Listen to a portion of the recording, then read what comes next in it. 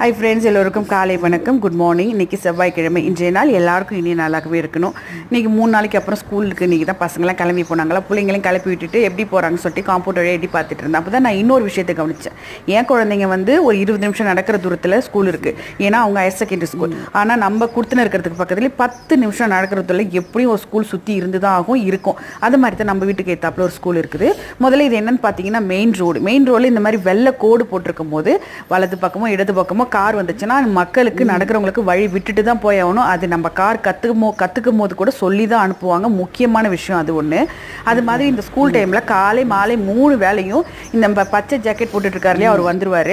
அந்த ரோடை கிராஸ் பண்ணி பிள்ளைங்க போகும்போதோ இல்லை பேரண்ட்ஸோ யார் போகணும் அவர் குறுக்க நின்று தான் ஆகணும். அதுக்கப்புறம் வலது பக்கம் இடது பக்கம் கார் வெயிட் பண்ணி தான் போயாகணும். முக்கியமாக இந்த மாதிரி ஃப்ரான்ஸில் இந்த மாதிரி சிஸ்டம்லாம் ரொம்ப சூப்பரான ஒரு விஷயம். அவங்க இருக்காங்களோ இல்லையோ நம்மளும் ரெஸ்பெக்ட் பண்ணி போனது நல்லது. Have a nice day. Bye. அடுத்த வீடியோவில் பார்க்கலாம்.